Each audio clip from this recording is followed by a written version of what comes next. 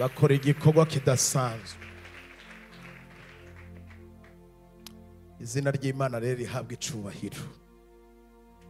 Ibimenyetso twamaze kubibona, ibimenyetso by'ibihe babibonye. Aya masengesho arakomeye. Bwira mugenzi wawe ati hehe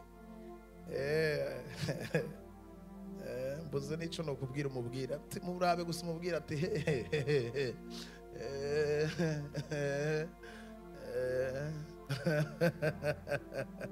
haleluya, amen. Turakiriye abavukanye muri Kristo Yesu. Aya masengesho dusanzwe tubizi ko akunzwe, arakunzwe. Twama tugira abashitsi benshi batugendera muri aya masengesho kandi bakabona Imana. Uretse ko natwe uyu mwaka tubiteguriye, ntimwibaze ngo hari ikintu muzopfa gusohokana bizosaba imbaraga. Ubwami bw'Imana bugiye kubandanirwa. Bwira mugenzi wawe tukandusha inkomezi, urabitora. Niko bimeze. Uru rugamba bisaba imbaraga za ukandusha imbaraga n'umwanya wo gusenga. Ndabikwemerera uratwara umugisha, kuko aya masengesho nayo guhiganwa. Nayo guhiganwa. Haleluya, Yesu nashimwe. N'amasengesho yihiganwa. Ubwami bw'Imana burabandanirwa, kandi ababunyakura bategeza kubunyakurisha ubuhizi bwinshi. Wenye nguvu majasiri njo wenye watateka ufalme. Nkunda bandonderana umwete bataniona barambona. Yesu nashimwe. Uyu munsi rero n'umunsi wa mbere dutanguye, kandi ndawukunda cyane. Uyu munsi ndawukunda rwose. Uyu munsi ndawufise ko umuhigo, umunsi wo gutangura 40 jours, ndawufise ko umuhigo ukomeye cyane kurusha iyindi minsi yose. Gitangaza ndabibashingiye ko intaya ntimwovyumva, ariko muvyumve. Mu bihumbi bibiri na 19 canke 2020, umunsi turihigwa na Pastor Jackson kugenda muri Israeli mu rugendo shure. Ninde yo bavyibuka harike umwaka uwe 17 cankwe 18 17 ni kuri ni nyuma cyane, hafi 18 ca 19 kuko ndavyibuka ko yari avant covid. Covid ko bya covid byatangiye 2020. Twagiye kurondera, twategeza kubirondera muri Zion Temple. Ndadepoza ndantanga ntuzenye fotokopi ya passport yanje kugira babuzuze ibijya byose bikenewe. Turagera igihe baranya approve mu bandi. Mu mwanya bamaze kutwemera ko tugenda, amafaranga twayaronse, usanga amatariki batubwiriye ko kugenda. Gitwaza Apotre Gitwaza arahindura amatariki, atashira amatariki yo kugenda, asaba yuko 40 jours ziteza gutangura tutari ngaho. Donc hatangura amasengesho, ndabivamo mpeba urugendo kubera 40 jours, kubera umunsi wa mbere. Mbwira Pastor Jackson namwe ntiwegenda Israel, nzoba ndaza ntaho Israel irikiraje, ariko igikorwa kigira gikoreke nikirakomeye. Uyu munsi rero kuri je n'amateka. Burya umuntu agutanze kirindiro cyangwa umuntu agutanze ku rufatiro rw'intango abafashe hanini. Gira mugenzi bati wagize umugisha ukomeye kubona ubonetse ku munsi wa mbere, kuko umunsi wa mbere n'umunsi wa nyuma w'urugamba nkuru ruba rukomeye cyane. Yesu nashimwe kabisa, kandi no kuri n'Imana ibyumve izi ntabare sinzongira urugendo ruzotuma 40 jours zishobora kuba ntahari, kuko ndazi umumaro wo gufukama. Izina ry'Imana yacu rero rihabwa icubahiro. Turamushimiye Imana. Imana mushobora byose turayishimiye cyane. Hama turabakiriye bavukanye muri Kristo Yesu, mugubwe neza hagati muri twebwe. Aya masengesho rero dushaka ko mwe muyera ari wazoyatwara mugabo, hamwe nuko ndafise igicapo cyayo. Ubwo ni kuvuga ngo tuzaturakorana imigoroba, buri migoroba iminsi 5. Umunsi wa gatandatu tuyisonzesheza no kuba imbere y'Imana turi muhira, tugasubira tukaza ngahanye kuwa Mungu mu gatondo. hama après-midi nta gikorane kiba gihari, tugasubira kandi urugamba course y'imisi 5, lundi mardi mercredi jeudi na vendredi. Niyo misi tuba turi ngaha ku Karago imisi yose kugeza dusozereye iyi misi 40. Ariko mugume mwiteze ko ibihe bizozogenda birahindagurika. Ushobora kuzoba turababwira ati iyi ndwi ikurikira dufise matinale turazinduka. Abasoda bari ku rugamba bari kwaritegura ntibaguma mu gicapo kimwe. Numva dushaka guhindurira umugwanizi, dushaka kumwereka. Nabonye abana bacu bazitse ngaha bajovye. Safi sana, safi sana.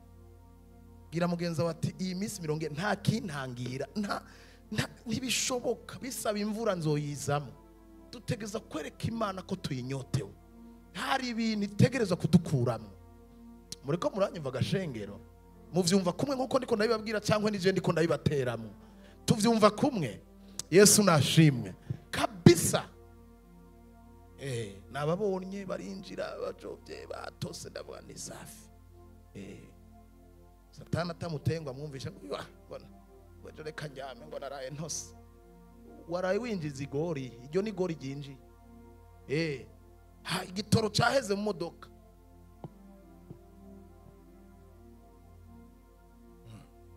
Twahuye n'umumama n'umwana wacu muri protocole nga nagiye guca mu nzira, kenshi sikunda kwimenyera cyane, ariko muri imisi ndayicamo ko ari giturinda ambuteyaje. Iri barabara isa nkiri nkaho menga nirishasha rizana nangaha kwa Ndadayi, rijyo riza ko directement ugasanga iri rya ruguru ryo kwa katikati, kenshi usanga ari kwa ambuteyaje. Duhura n'umumama mama Carmel yicaye hehe mama. Nigitangaza natanga ingene Imana ibishaka kwereka ngene bari mu mweta amapamaremare n'umuhungu n'umusore mu protocole ngaba bavuye muri Asiatique. Ndabiza bahari ya hepfo muri Asiatique, mbona bari muri speed nkikibashikira nkigihagarara nkicugura umuryango bakicinjira mu duga, imvura ngo pa nyinshi cyane ibirakubise n'abantu nakanako nakanako. Imana ishatse kwereka abasati mu mwete wanyu igihe cyose nta mane intervene. Iyo hari umwete hariyo intervention. Bakicinjira nta n'amasegonda 2 yarenza amasegonda, hari umunota washitse kandi nta imvura nariko ndabona. Bakicinjira nk'icugara imvura ibiraguye. Imana isafi. Uko niko Imana igiye kudutabara.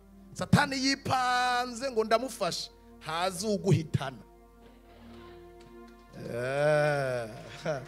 Murakeneye ubutabazi nabumvise, naje ndabukeneye pe. Bwira mugenza bati re nta kwigirisha, ni wumva mbivye ikintu gicakire.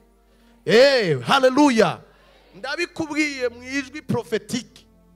Azoza aripanga avuga ati ngo ngujya araje ngo arashitse ngo ipange mu mwanya mutegereze yagira soke gutya baguhitana. Intervention guhitana. Yesu nashimwe. Bwira mugenza ati hari ubutabazi bwa gihuti. Aya masengesho y'imisi hari ubutabazi bwa gihuti. Umwasakiri karipanga givuga ati ya we bana karafashwe nikarya akubure yikanga ciye. Bigenze gute? Ijuru ryateguye ubutabazi bwihuse. Abavyize muvuge amen cyane. Bwira mugenza ati ubutabazi bwihuse. Subira umubwira aravyumva cyane ntabyo umubwira.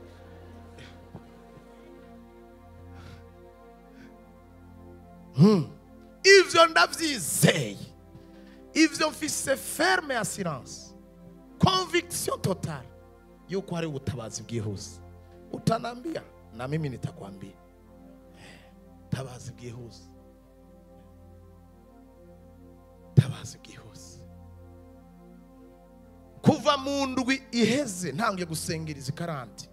Kora tazisengeye cyane zifatiye umwanya mu ndwi iheze. Ndiko ndasenga. Mwemu yere yagumanzanira igicapo cy'amasengesho y'abayuda na Mordecai. Nico mfise ugeze uyu munsi. Kandi byukuri namaze kuvyumva ko mugiye gutabarwa nkuko Mordecai yatabara.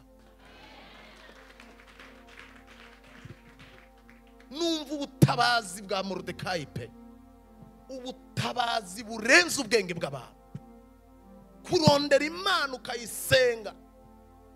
Kandi tuza dusenga tutari kumwe n'uri karategura urupfu rwacu. Tuza dusenga tutari kumwe n'uzodutabara. Ariko tuza dusenga n'utegeka abo bantu bose kugira ngo ubone neza y'Imana. Dusengana nawe no mu mwanya uri muri kiriya cumba cyo muri quartier iciriritse. Data ni hari hari abantu iri kiritegereza. Wiga icapo c'umuzamu guheza gusenga akisanga ari ku kirimba. Nta muntu ari karanyumva. Yesu nashimwe. Wihereza ubwo butabazi. Simvuze ko simvuze ko ugiye kuba premier ministre. Oya sivyo. Mugandi ko ndavuga urwego rw'ivy'Imana igiri gukorera ni ibintu extraordinaire. Nimba wize uvuge amere ko mutari ko muranyumva. Yesu nashimwe. Ibintu extra binini tabazi. Muzamu kisanga wambaye impuzu y'inyambara ba impeta y'umwami. Ubutabazi bw'aba Yosefu baturumbura muri prison bakaja muri presidence. Pepe vuga ngo Pepe prison presidence. Kira mugenza ati buhe 5 mugiye ati Pepe witegurire Pepe. Bibiriva ngo niwabona umuntu w'umunyamwete mu vyakora ngo bene uyo ntazokorera abanyarucari ngo ariko azokorera abami. Nibisigura ko twese tuzogenda gukorera umwami kuko siko kazi. Bashatse kuvuga dimension y'igitangaza, urwego rw'igisubizo. Bazokorera abami ntibazokorera abanyarucari. Donc ubuzima bwabo buzohinduka. Aba ni bahana baciriwe kwa matekenshi. Bavumwe kenshi. Mugora amusuzugura Penina ariko Penina agasozera ko afise ivyanindwi bitigeze bivuga. Ariko akana kamwe kagafata Isirayeli yose.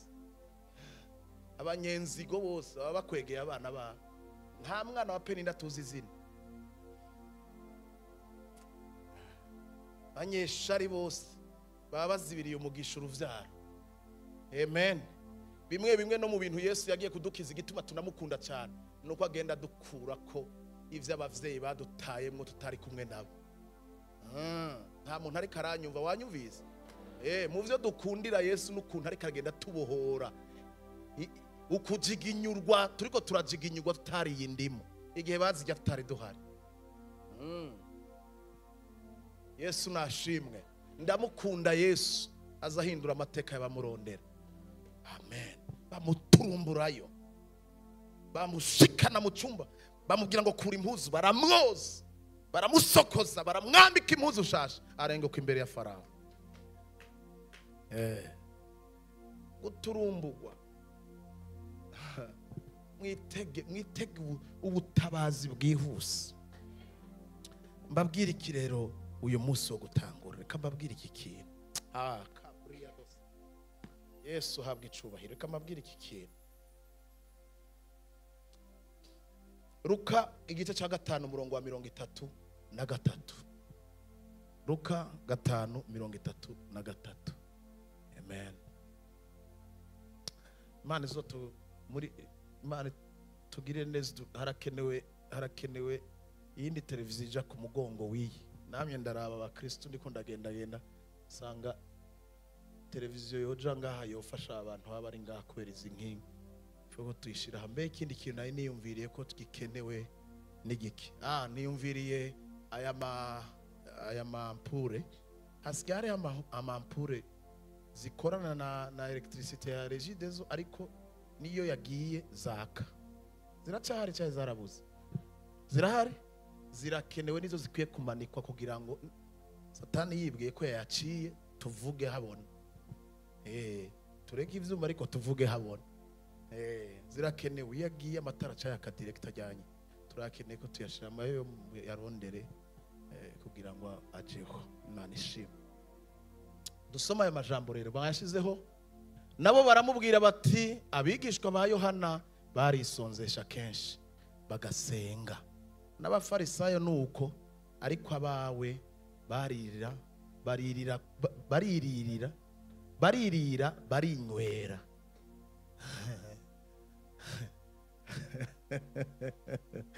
Manuka. Haleluya. Yesu arabaza ati mbega mwoshobora mute kugera abatowe ngo bisonzeshe? Mubagera ngo bisonzeshe gute bakiri kumwe n'umukwe? Mwumviriza aya majambo. Ariko hari iminsi izoza kandi umukwe ni abakurwamo bazoca bisonzesha muri iyo minsi. Muragejeje ngaho zo kwakira umugani shaka guhera aha. Ndashaka mwumve ku murongo wa mbere harya hambere twahereye ngene abasadukayo n'abafarisayo bashoboye kuza kubwira Yohana. Baramubwiye ngo babwiye Yesu, barabwira ati abigishwa ba Yohana baratandukanye nabi wa twege mu bintu twabonye igihe cya Yohana. Bariko barabwira Yesu ati barisonzesha bama bari mu mafungo sanzwe. Ndashaka kugira ngo muhabwe umuco kuri iri jambo. Vyari vyemerewe yuko ba Yohana bari mu kibanza bari oblige yo kwisonzesha kubera Yesu ntiyari bwaza. Umutwaro wari Yohana yabigisha ababwira ati nimusenge jewe ndi nzira ndijwi riri mu bugaragu, mugabo hari uwundi ari inyuma tumusengeraze niwe nyishu yanyu si jewe ndi nyishu. Nimwisonzeshe nimwibabaze kugira ngo ijuru ritugirire imbabazi rirungi ko umuntu aje gutegurira inzira, kuko naje sinzi itariki zo zirako. Bateza gusenga ni kuvuga ngo ukwisonzesha gukenewe mu gihe hari ikintu twiteze.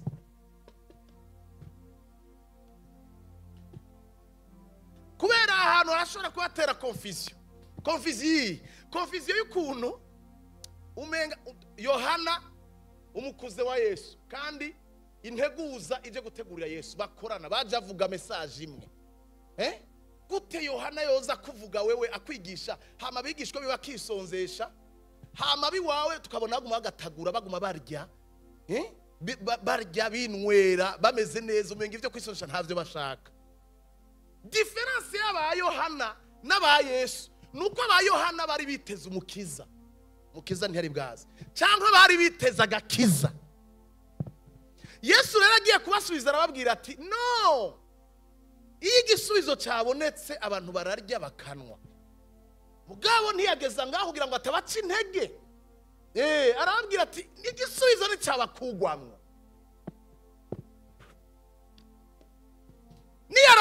Ninamuka abakuwemo hagenda. Ivyo ntimutinde ntimubigire ko impari ntimwishavuze ntimuzana amajambo maremare batahomba. Batafa amafungo. Yesu niko yishuye arababwira ati mwe reka barye banwe kuko baracari kumwe n'umukwe. Umukwe ni yabakugwamwo bazisonzesha. Aha ni kuvuga ngo gutrisha kwawe ukarya tutaraheza cyangwa ukaba uri kurasenga uri kurarya bifatanye n'ukuntu wewe bishoboka ko umukwe mukiri kumwe.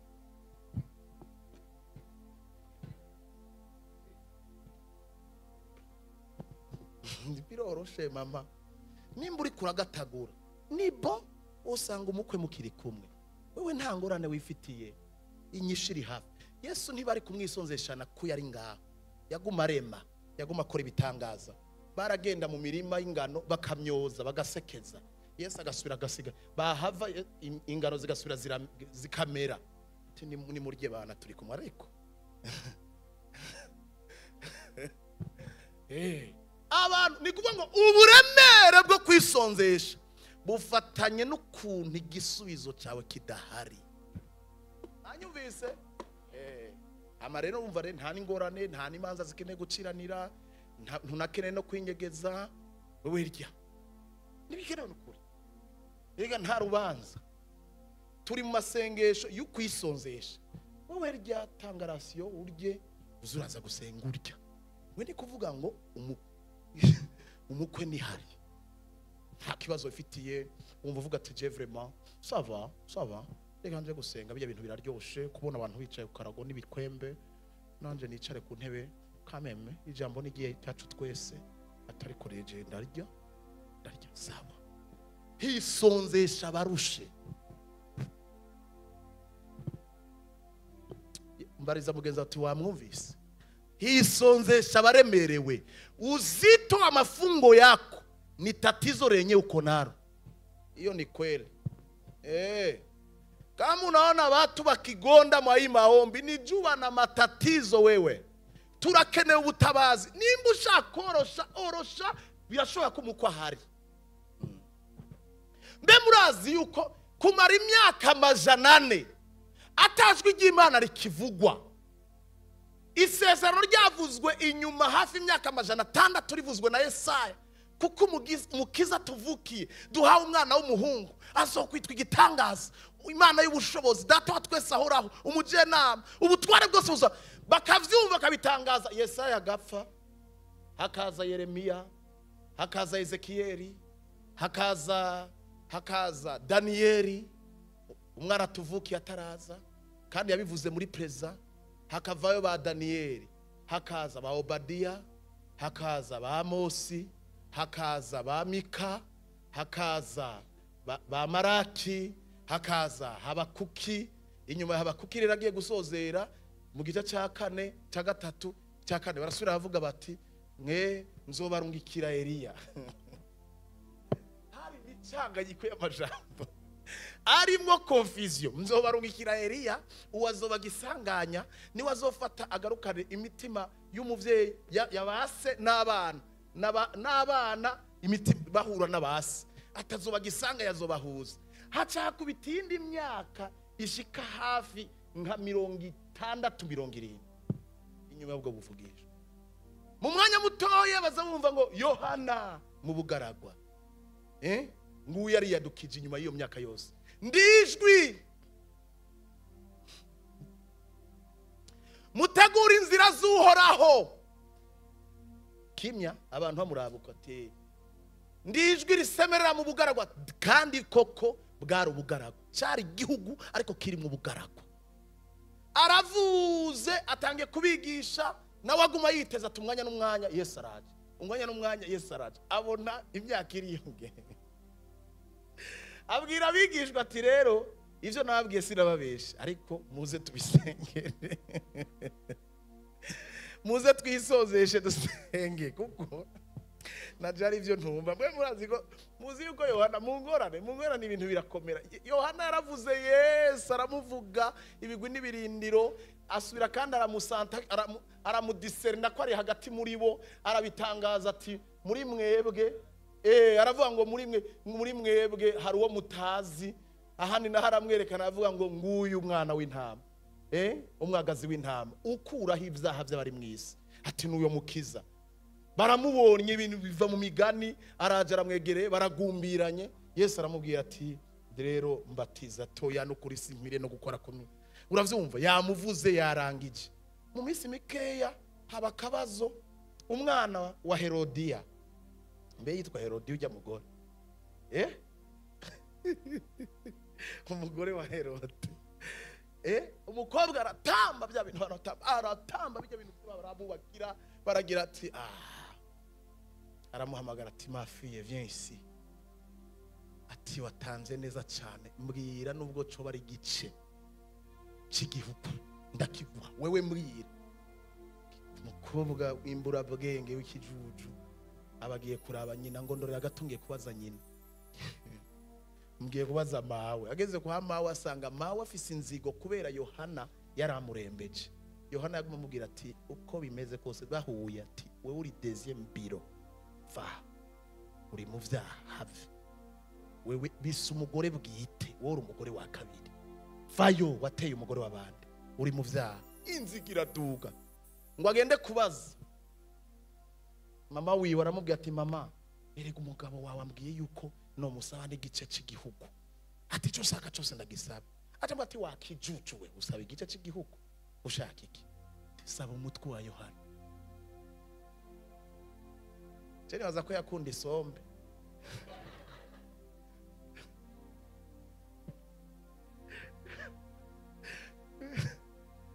None igihanga cya Yohana yagishaka iki kwe? Shaka giteka mesombe.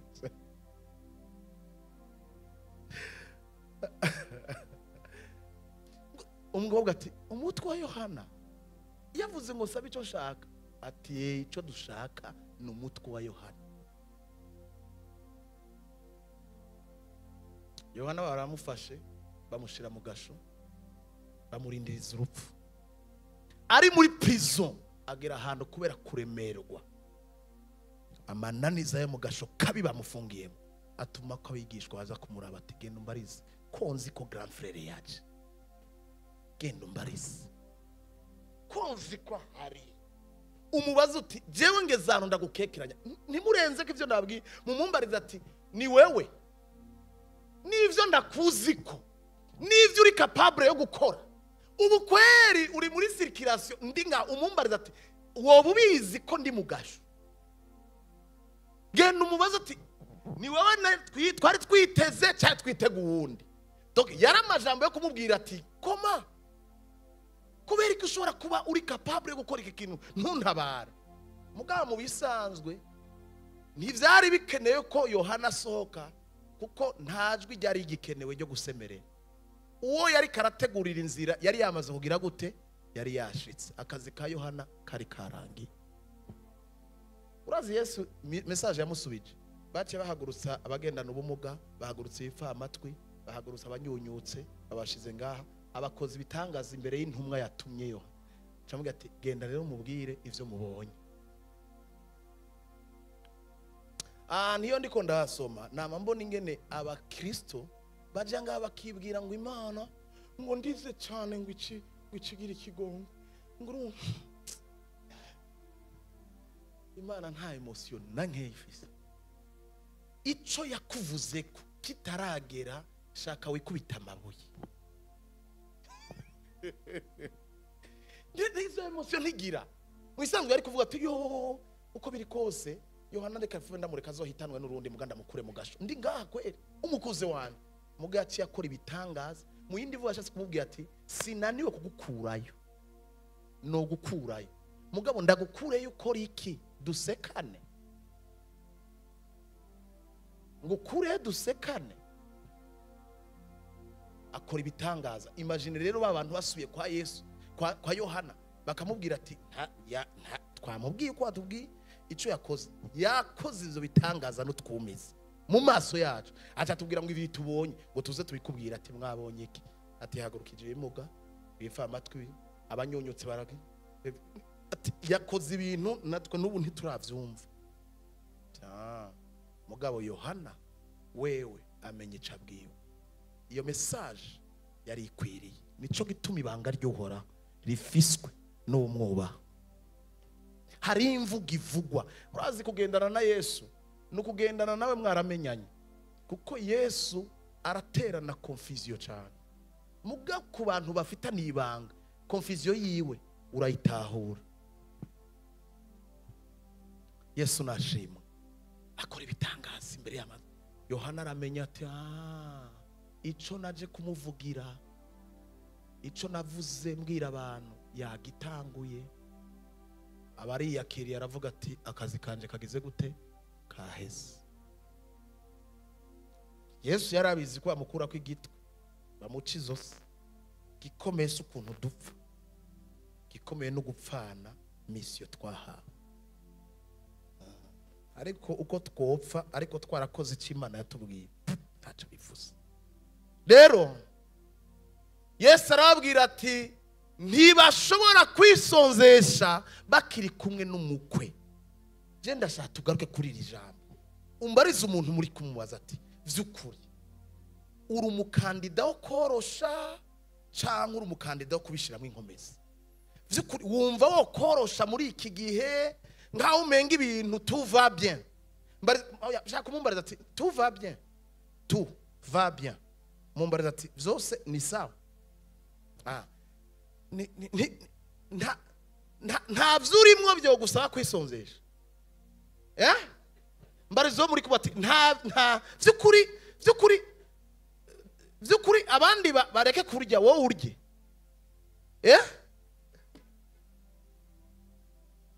Yesu avuga ijambo rikomeye, arababwira ati n'umukwe ni abakugwamwo, uborohereza ubuzima ni abakugwamwo. Cyo gituma muze murabe abana b'abakobwa barongowe bikunda gufata kenshi abana b'abakobwa iyo barongowe baca banebwa gusenga, benshi turababura mu bintu nagenda abona no kugeza uyu munsi. Hari nabo ntazi iyo bagiye, twahejeje mariage sinzi iyo bagiye, benshi cyane mfise ama mariage menshi ntabona nga nahezagiye. Kuva basengewe baracishijemwo rimwe baraza, unagateba agerana akavuga ati yawe umwana wanje yavutse rifo kakababwa umugisha, azabona banzaniye umwana nkabaza ntiwahora he, urumva bakwita naheza guhazagira umwana ati ni ivyo rero tuvyaranyabo, ati numva atabindi ndondera. Bakanebwa kubera iki? Bibwira yuko bashitse muri mariage bameze neza. Urashobora kubura umukobwa wari uvuye mu bukene ushikiye umugabo afise akanoti kaduga ngako, imitwarira kuvuye ko uroroheje.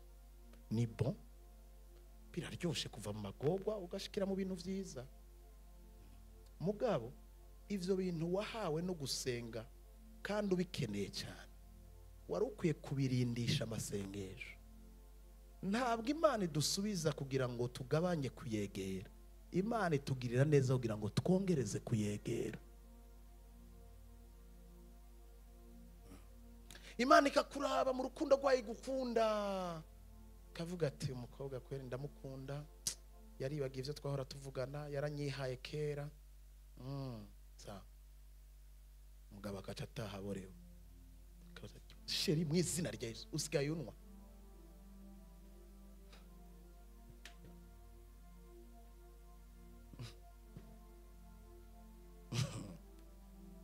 Mu izina rya Yesu kumigwa, ijoro rya mbere uba uri kuri umigwa, umuraba ahantu aryamye ari karagona, niwe.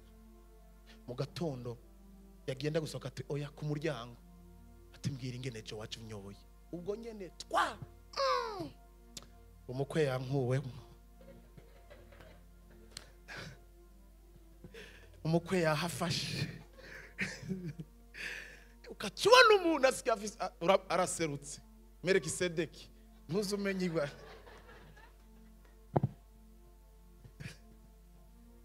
Melikisedeki ntuzumenye igihe yaziye ko, ntuzunamenye n'igihe yagiye. Niko Melikisedeki yari ameze, ntagira nyina, ntagira se, ntagira bavukana, ntagira inkomoko. Ngo yarabaye je suis là, oh mwami w'Isalem amahoro cyane, hagera ikindi gihe ukamubura, ukazona rero Melikisedeki aracomotse umukobwa, kabona aciye bugufi ari tararira, ukavuga ati imisi yaramaze muri honeymoon kweri, aja kumbuye Imana, kumbe n'amakofa muzanye imbere y'Imana.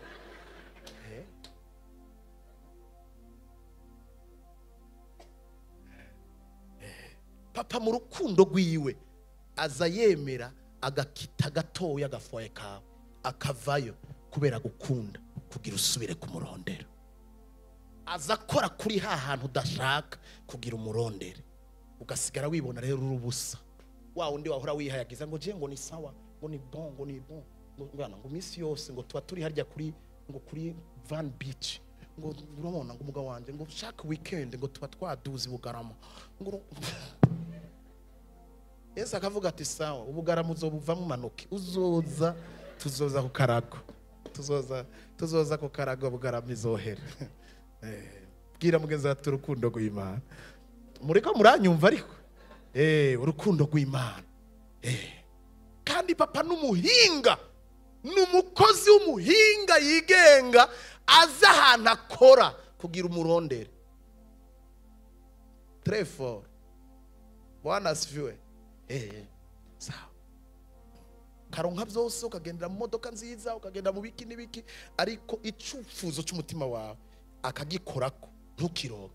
Ufise byose ukaruhana ibintu, ukaruhana itunga, afise ahantu akora kugira ngo akwiyegereze.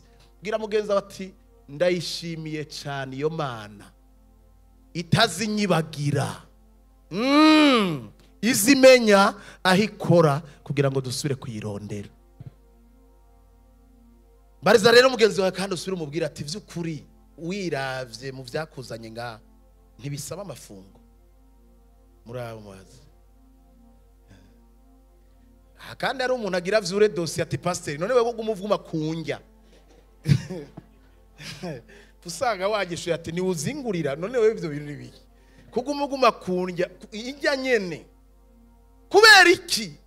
Kwisonzesha niyo detecteur, niyo sinyare iguma ikumenyesha gahunda urimo.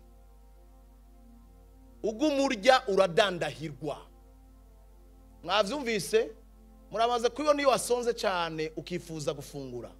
Bamwe murabizi yuko mwahevye inge za saa sita kugira ngo mubandanye akazi neza. Kuko bamwe iyo muriye saa sita muca muhagarika akazi. Ca wiyumvira igitanda. Iyo habaye guhaga habamwo kudandahirwa. Iyo hariho inzara habaho umwete wo kurondera igituma iyo nzara ihera. Semeni amin.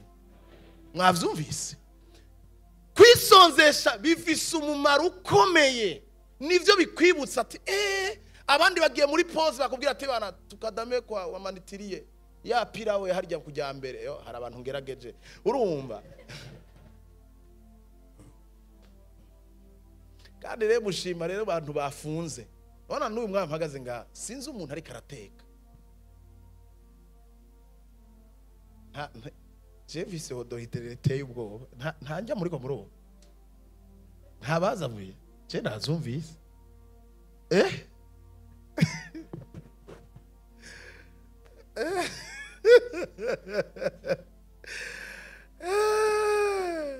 Kwisonzesha hamuka cufata abandi batarondeye amafaranga bamwe badatanga ratio wa mukuzi utunze harya mukuzine umuneve barya abantu bari harya n'abakozi n'ababoyi ukacubasumira vya bindi ukunda akaba ari vyo barya uko hari umuntu yisonje akavuga ati muzosubira kujya neza mvuye muri 40 ati mvuye muri 40 bwira bugeza turi umujya vyaha wewe ivyo vyaho hara nundi abwira ngo mwabibonye rero ngo urabona afishe ngo mwayibonye ngo namwe mwisonze shoya ntugora abo bantu ntubagore wabyumvise ivyaha bikaba byinshi cyane Imana ikandengera ariko abafise mpemu yera dushobozwa byose dufise kitugera kitadukundira urugura frigo gutyo kayiraba kayibwira ati frigo we ni wiremeshe ntabwo ndakunwa wajiwe sindakunwa wanjyawe sindakurya ndi ku rugamba nico bwira komera Imana amashi cyane ku bwamwe yera yikomera amashi ku bwamwe yera mpemu yera aragahezagirwa yatubujije vyinshi. Haleluya. Mpemu yera yatubujije vyinshi kandi na nubu aracatubuza.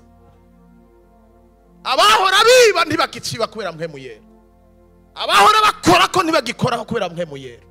Mpemu yera aragahezagirwa afise imbaraga. Imana y'abakizwa iragahezagirwa uhereye none kugeza iteka ryose.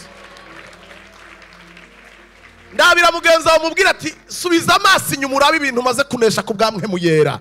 Raba ibintu warekuye. Erega visage ntiyahindutse, ubwiza ntibwahindutse, kwambara neza ntivyahindutse, po yawe ntiyahindutse, ariko kubera mpemu yera abahora bagufye natako ntibakigufye natako kubera mpemu yera. Ndabira mugenza wa mubwira ati najewe nsohotse bombona shatse gukora ivyo abandi bakora no bikora ariko twarabiretse kubera mpemu yera. Izina ry'Imana yanje rishimwe. Mpemu yera turagushimiye buri kandi turagushimiye ibihe byose. Bwana sifiwe. Ati nimurorere gato basadukaye bafarisayo mureke izo nduru. Yesu arabakarma arababwira ati nta ngorane nimwe nimurorere umukwe azobakugwamo.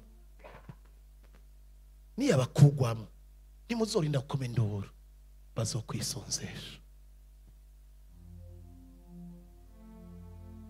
Icatuzanye nga ikabambitse gutyo ukuntu turundanye nga bwira mugeza ati kirahari. So gukunda amasengesho hari ibintu ategerezwa kunkuramwo. Ra mugenza ati hari ivyo ategerezwa kunkuramwo. Dusoma ya majambo ngenda gusozera dusenga Imana ibindi tuzogera tuvyagura bukebuke muri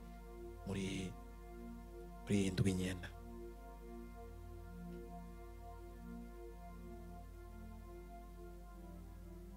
reka duhere kuri 15 vende Samuel guhera ku murongo wa 15.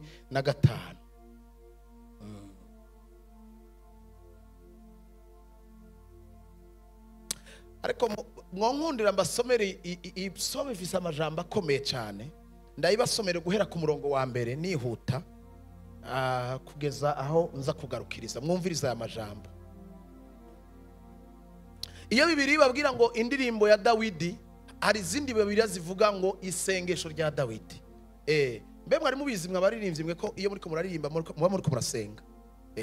Mwabishize muri melody gusa ariko ni prière. Izindi Bibiliya zivuga ngo isengesho rya Dawidi. Haleluya. Soma amajambo. Dawidi yabariye Uhoraho. Muri he mwahageze 22 umurongo wa mbere, Samuel wa kabiri. Samuel wa kabiri igice ca 22 umurongo wa mbere. Aho nyene umurongo wa mbere ninde ari okay. Haranditswe ngo Dawidi yabariye Uhoraho amajambo yo muri iyi ndirimbo. Umunsi Uhoraho yamurokoye akamukura mu maboko y'abansi biwe bose no mu ya Sawuli. Mwumvise abansi y'Abafilisitiya no mu maboko n'umwasi wiwe Sawuli. Mwumviriza amajambo. Aya n'amajambo yabariye Uhoraho amushimira. Aravuga ati Uhoraho ni gitandara canje n'ubuhungiro bwanje n'umurokozi wanje. Manuka ni Imana igitandara canje, niwe nzohungirako, niwe nkinzo yanje, ni ihembe ry'agakiza kanje, n'umunara wanje wo guhungiramwo, n'ubwugamo bwanje, niwe mukiza wanje unkiza umuryano w'abantu. Semeni amen. Ndambaza Uhoraho abereye gushimwa, niho nzokizwa abansi banje. Mwavyumvise ikiza gituma dukira? Kwambaza. Bwira mugenzi ati kwambaza, guhamagara, kuboroga.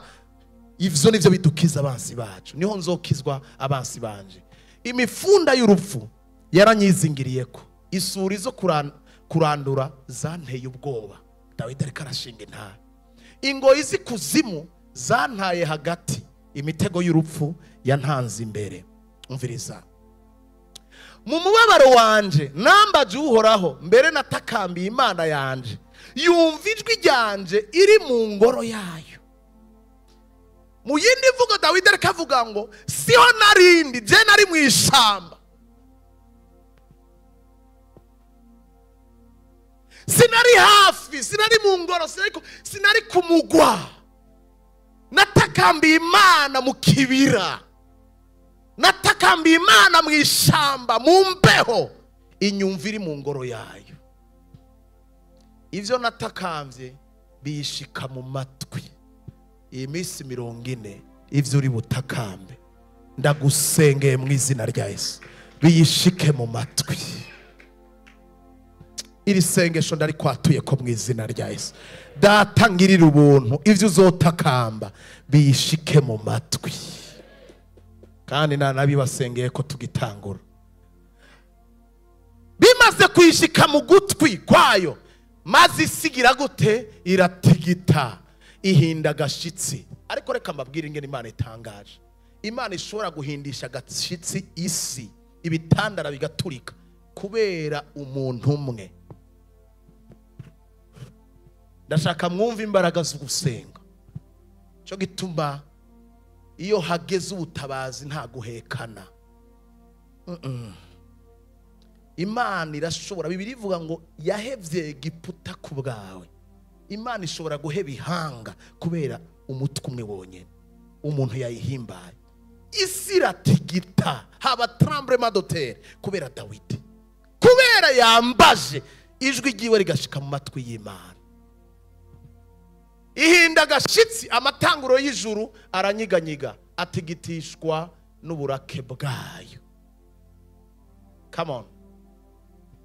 Umwotsi ufunduka mu mazuru yayo, umuriro uva mu kanwa kayo, urayigiza, amakara afatishwa nawo. Umviriza. Nyarutsa. Yandaza ijuru, nayo nyene iramanuka. Kubera umuntu umwe, vuga ngo umuntu umwe ba. yayigize gute? Yayitakambiye, yayironderanye n'umutima wiwe wose. Imana ngo yandaza ijuru, ndavuga ati andara tugende gutabara umusavyi wacu.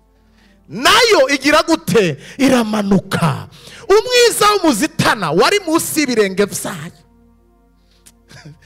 Umwiza w'umuzitanya wari munsi y'ibirenge vyayo, kuko hari abantu yaraje gufuka. Gira mugenza ati hari ivyigira ifuke bitazosubira kuboneka ukundi. Hari umwiza w'umuzitanya igira ifukisha ivyari bimaze imyaka bikubujije amahoro. Gira mugenza ngo ntuzosubira kubibona ukundi. Kandi nimba mwizeranye nanje, ndashaka kubona abantu bizeye. Ndashaka dutangurane igitensi gikomeye amasengesho. Ndashaka tuyatangurane umuriro udasanzwe.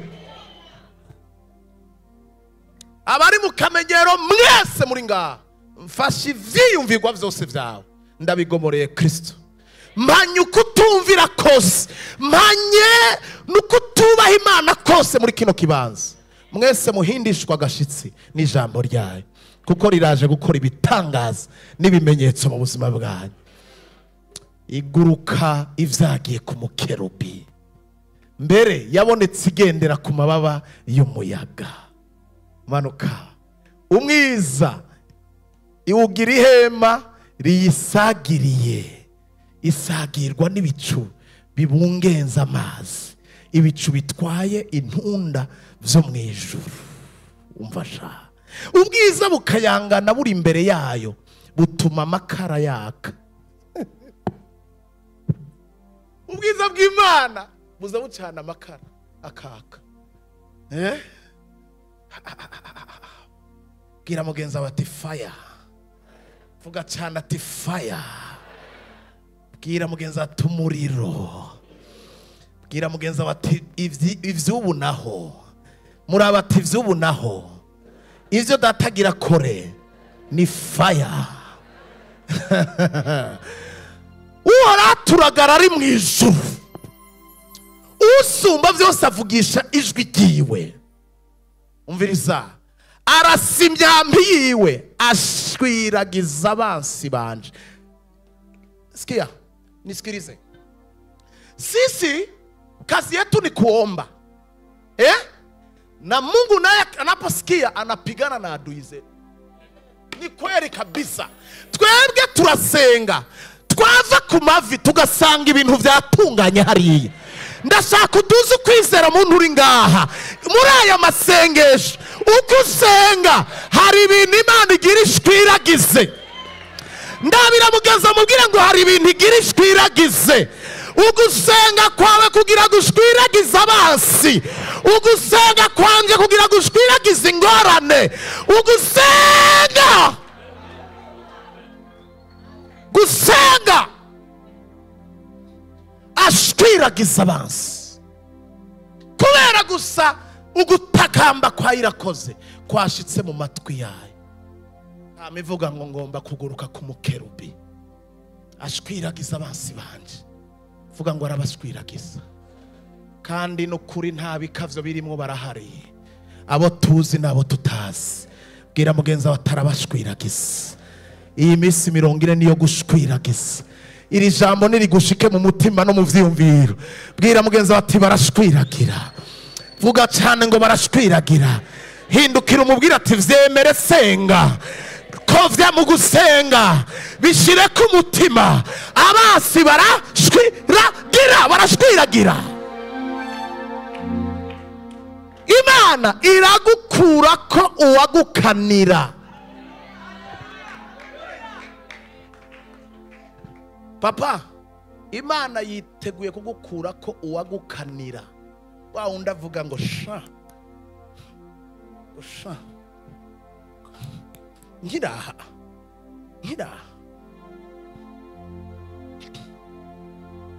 Hari abantu bazi ikirundi cya Bibiliya kivuga ngo kukwitamba hejuru, kukwitamba ku muvyimba. Umuntu arashaka gufungisha amahagusanga mu gasho.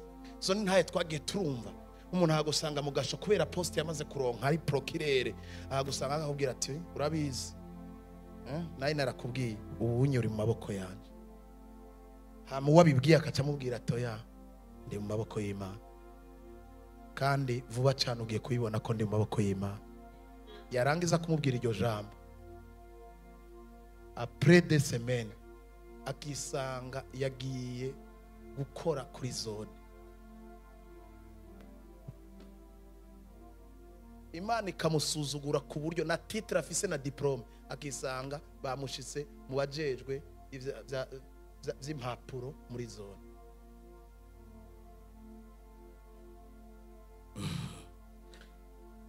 Aya masengesho ni hakika, ni ukweli.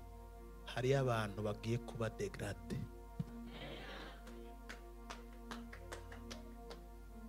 Hari abantu ijuru ryaravye riravuga ngo amapete yanje ntakubereye, ivyo nakubitsemo ntibigukwiriye, ico naguhamagariye si cyo uri kurakora. Kandi Imana ndayikunda, iyo ikwambuye amapete haba hari uwundi gira yambika. Mwanyumvise? Haba hari uwundi igirigire gute? Igiri yambike. Gira mugenzi ati remplacement.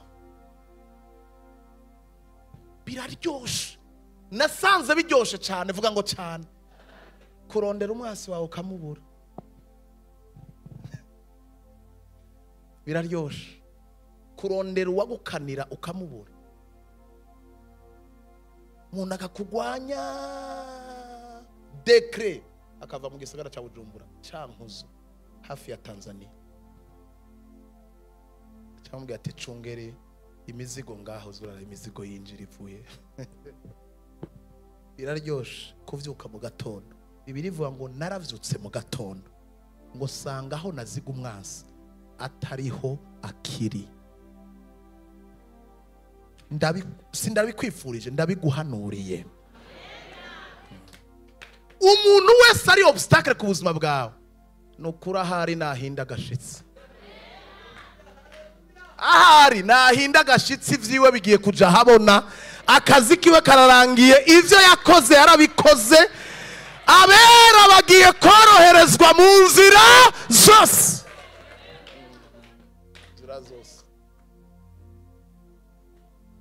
Adui tutamukunja kunja mwa hii maombi hivi, tutamukunja kunja hivi, tuweke mkofre for funga, piga hivi kode hivi, chomoa funguru, tupa baharini.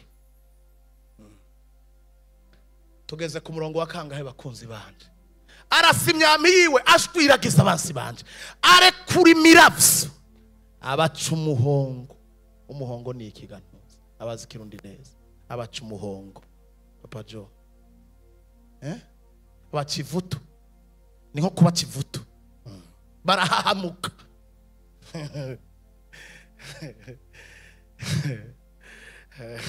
Umwana wa Nebukadineza yabonye igikonjo kiriko kirandika. Berushaza ariko arishi bafata ibikombe vy'Imana akabinweramwe inzoga ngo aya yangora aba ngo mu mwanya mutoyi. Kandi rero nasanze icubahiro kiboreza nabi. Nico kintu kibi cyambe. Abantu ntibiga nk'abantu baba bafise ivyubahiro ngaha, bafise amatitre. Nigitangaza kubona badaca bugufi, sindabumva. Se wiwe yamaze imyaka 7 ariko ararisha mu ishamba, ajya ivyatsi, afise inzara nk'izi bikoko, amaraseta, igihugu kitabaza president hari. Umugore atabaza ati papa w'abana ari he? Imana mumvi ububasha bwayo iramubwira ati kubera wavuze ngo Babuloni umugwa wanje wishize hejuru, ngira ndagutware mu ishamba urishe nk'inka, ndaguheza toma y'inka, ujye ivyatsi uve ku mafiriti, ujye ivyatsi. Satan guverinoma itabaza ngo president ari he. Umusa takamvye akavuga ngo mana ngiye namenya ko ari wewe Mana yonyene ikora icishatse. Imana iravuga ngo ndakugira imbabazi, subira ku kirimba. Ageze ku kirimba bamuramutsa nk'umenga yarasanzwe ahari, ati karibu president.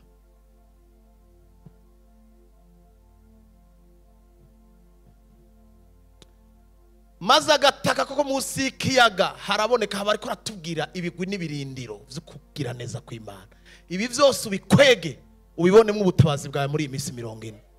Agataka ko munsi y'ikiyaga karaboneka, amatanguriro y'isi aratwikurugwa bitewe no guhana kuhoraho, no gufuha kw'impemu ziva mu mazuru yiwe. manuka atuma ukuboko ari hejuru aramfata.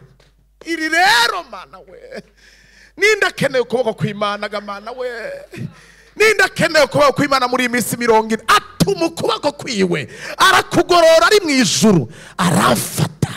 Agira gute? Andoba mu mazi. Iramugeza bati wavyumvise ntiwavyumvise? Wavyumvise? Andoba mu mazi menshi. Hari amazi menshi agomba kudukura. Yiteguriye kurungika ukuboko kwayo kugufate hama kugukure muri ivyo bibazo. Manuka munsi mwumviriza amajambo. Ankiza umwansi wanje akomeye. Pana reja. Adui wangu alikuwa iko na nguvu zaidi. Umwansi wanje akomeye. Bawunda kubwira ngo nkikiri ngaha ngowe ngo ntacu uzogera. Ntabo muzi umuntu akubwira ngo abandi barafumbatiza wowe warigize renguri nguri umukizwa nkikiri ngaha ivyawe ntibizosohoka. Ni gitondo kimugiye kuvyuka usange hari uwundi.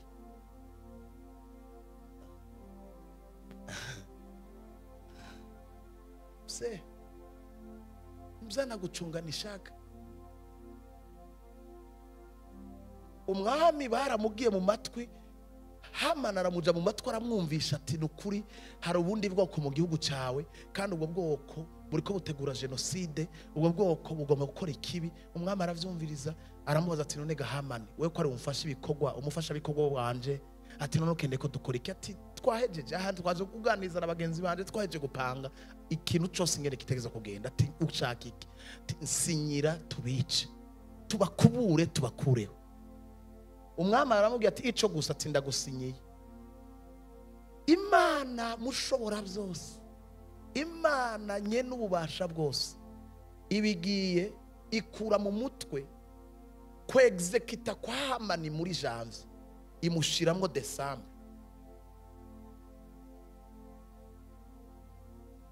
Yahawe permission, si mipanga ibuze, sabasoda babuze, mugabo iyibigira ikabigirura. Ibigiye mu mutwe iraformata Janvier kwexekita Janvier. Yiha umwanya aravuga ngo tuzobica December. Nuko bwira mugenza bati nubu Satani yasubiye gukora erere. Aya mezi 9 kwa taco yakugize, kwa taco yakoze, ukaba wasubiye kuronka karyo kuba imbere y'Imana. Iyo ni esheki ikomeye cyane umwasi asubiye kugira. Iyo ni esheki ikomeye Satani asubiye kugwa mu kadobo. Bwira mugenza bati umwasi aguye mu kadobo. Yarakunaniwe Janvier, arakunanirwa Avril, akunanirwa Mars, arakureka akaguma yorosha ngo afise igihe gupangi. Bafiye gushe rero urabe ngene imisi yose umunyakibi Imana izimuturinda twebwe turondera Imana. Umunyakibi imagine yuko yari yemerewe acafata akora afishe amafaranga nkaya dukora twebwe, afishe zitwabahaye nkizi za 40 jours, acaza kumanika mu gisagara ngo twagira tubamenyeshe ngo itariki 10 z'ukwezi kwa 12 icitwa umunyamahanga w'umuyuda wese ngaha tuzomwica. Sata uramenyesheje ivyo ugomba gukora. Gira mugenza bati ntibikibaye we. Bibiri ivuga ngo nta kizokora itibiye akabanga abasavyi bayo. Abasavyi ni bande? Ni mwebwe muri ngaha ku gicaniro, ni mwe muri ko murasaba. Ahangira ndababwire ko strategy zose z'umwasi muri izi 40 ziraza guhishurwa.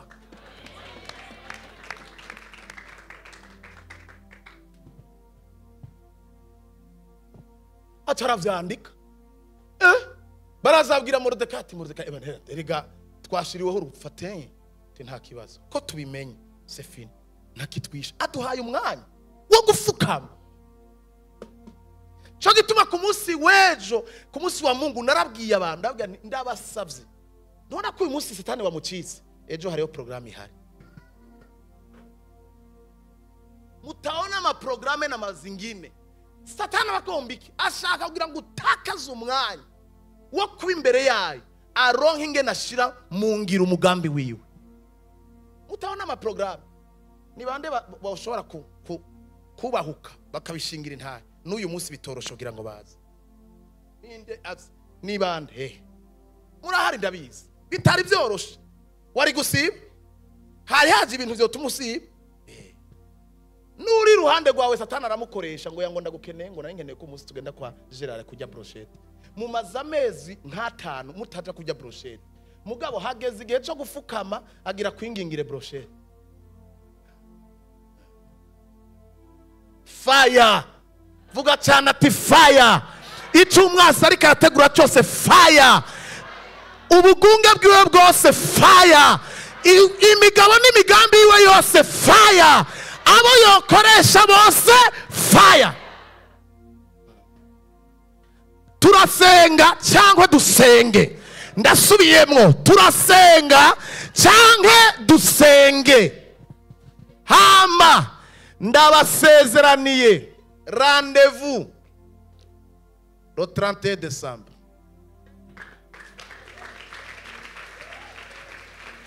Bwira mugenzi ati inyuma y'uru rugendo rw'iminsi 40 rendez-vous au sommet le 31 décembre. Tutaveye hapa tuko tunazuke zuke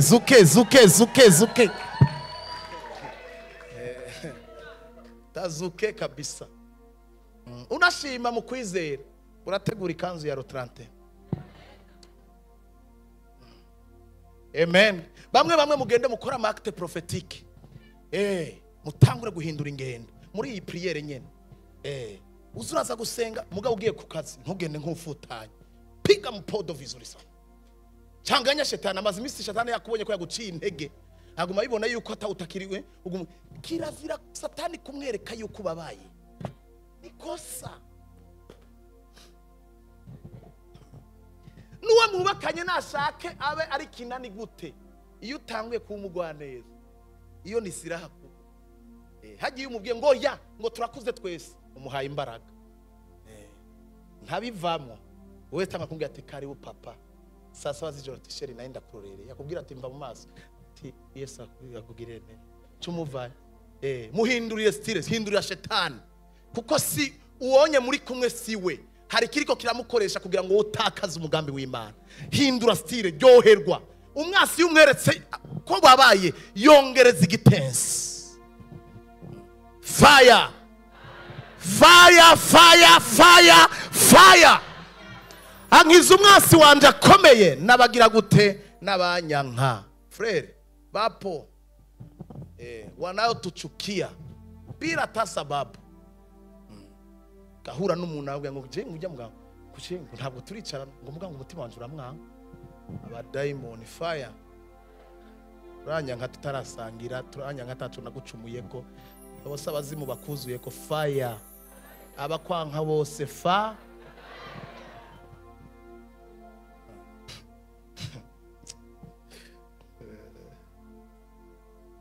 ankiza umwasi wanje akomeye nabagira gute nabanyanka. Dawidi mu gusoza urugendo mama Dawidi mu gusoza urugendo yabwiye umwana we Salomo aramubwira ati naragwanyisha kamhemu yera aranyobora ukuntu ntakwiye gukwega intambara mu yindi nihanganira abansi babiri bankoreye ikibi babaho bari bibwira yuko ataco bakoze mugabo jewe narese kuganza gukwega intambara mu gihe cy'impore kubera nashaka gushobora kugarukana imitima y'abanyisirayeli n'abayuda baje hamwe vyatumye nigira zimza ndirengagiza umugabo yitwa Ahabu nami Yowabu nirengagiza n'umugabo yitwa Shimeyi. Abo bagabo babiri rese umviza rero narabitunganije Isirayeli yarasubiranye n'abayuda mwana wanje Salomo ngira ndagusaba ibintu hari abantu batatu ngira ndakubwire abo babiri Yowabu ivyo nagwaniye narabigezeko ntiwemere ko akora ku ngoma yawe wice. Shimeyi mwugaranire ku gicenda mu bwiza azara dutembera kuri nefu gusa naharenge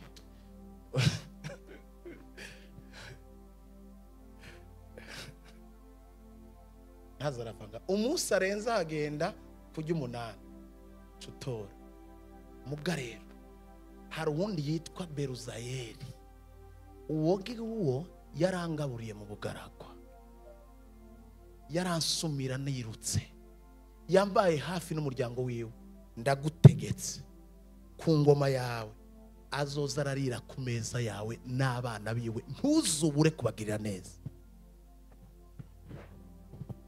Abantu ariko arasura Dawidi ngene yabwiye Shimeyi ariko aravura yaramubwiye ati Shime ntaco bazije ngene yamubwiye ngo ranga amaraso ngo y'umwana wacu ngagusubiye ku mutwe ngo urakagwa imbere ngamutera amabuye abana baramubwiye ati tugira tumukerere ati reka ntawe ubizi gituma ariko aravuga ya majambo. Beruzayeli uzi umugaburire peza ya majambo angiza umwasi wanje akomeye n'abanyanka kuko bandusha iki inkomezi akaniokoa na adui yangu bari bantanze imbere ku munsi w'amagogwa yanje ariko uhoraho niwe yambereye ubwishimikizo. Sikia neno la kufata umviriza abinkuramo bwira mugenza wati ako niko kandunduro k'imisi 40 bwira mugenza wati arabinkuramo bwira mugenza wati niyo ndunduro nivyo bwira mugenza wati abinkuramwo vuga cyane atabinkuramwo cyane atarabinkuramwo ramutse w'iburyo ni mu moso mubwire ngo nukuri cette fois-ci arabinkuramwo none rero agira binkuremwo niya bigukuramwo hakurikiriki biharakurikiriki vuga ngo arashira ahantu hagize gute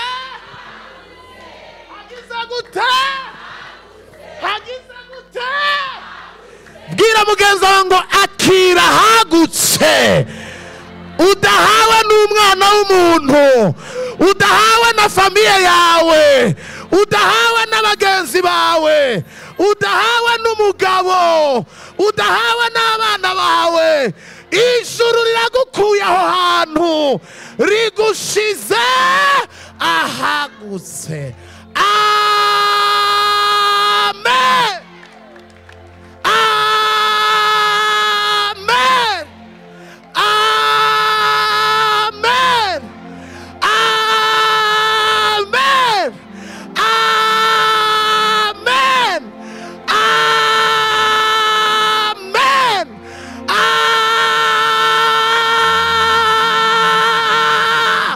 Amen. Tuvugirize impundu umwami wacu. Muhaguruke tuvugirize impundu umwami wacu. Muhaguruke tuvugirize impundu umwami wacu.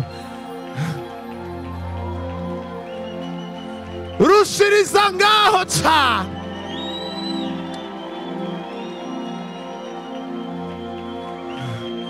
Ahagutse niwe mugabane wacu. Ahagutse niwe mugabane wawe. Ndavuze ngo ahagutse niwe mugabane wawe. Rengana aho waruri. Imana irakwimuriye amaborne yawe. Imana irashinguye akarimbi. Irakwaguriye. Iguhaye ahandi. Igushize mu kibanza kitagira inkomanzi. Amen.